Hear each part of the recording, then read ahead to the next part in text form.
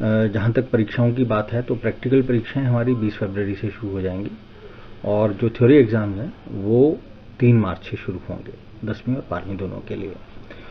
अब बात कर लेते हैं परीक्षा केंद्रों की। तो इस बार जो है हमने 2384 परीक्षा केंद्र पूरे प्रदेश भर में परीक्षाओं के लिए बनाए हुए हैं। अगर मैं स्टूडेंट्स की बात करूं तो 10वीं में हमारे पास 97,000 के करीब स्टूडेंट्स हैं और 12वीं में हमारे पास 86,000 के करीब स्टूडेंट्स हैं। अच्छा, अब बात कर लेते हैं जो आपने बोला कि नई व्यवस्था क्या रहेगी इस बार। सबसे पहले तो 10वीं क्लास का जैसे मैंने आपको बताया कि इस बार हम ड्यूअल एग्जामिनेशन सिस्टम लेके आए हैं। उसमें क्या रहेगा, जो फरवरी मार्च में जो हमारा एग्ज़ाम रहता है उसको हम मेन एग्ज़ाम बोलेंगे और एक हम इम्प्रूवमेंट एग्ज़ाम कराएंगे जो जून जुलाई में होगा।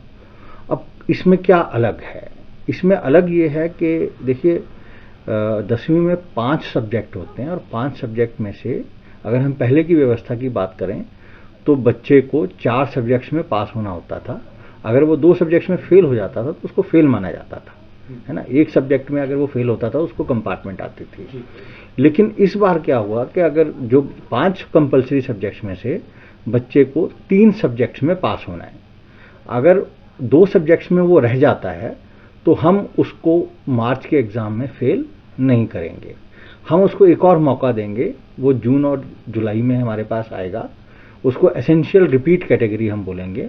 वो दोनों एग्ज़ाम्स जिनमें वो रह गया वो जून जुलाई में देगा और अगर वो दोनों को पास कर लेता है तो उसको पास की कैटेगरी में डाल दिया जाएगा।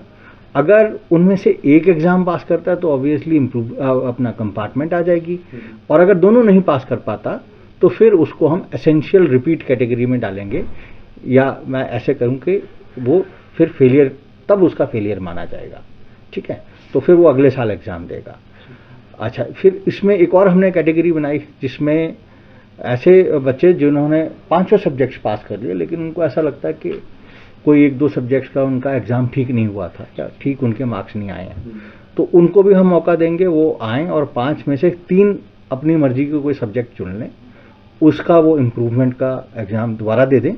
और फिर मार्कशीट कैसे बनेगी, मार्च में जो उसने एग्ज़ाम दिया और जून जुलाई में जो उसने एग्ज़ाम दिया, दोनों का जो बेस्ट कम्बिनेशन बनेगा मार्क्स का, उसकी मार्कशीट बच्चे को दी जाएगी।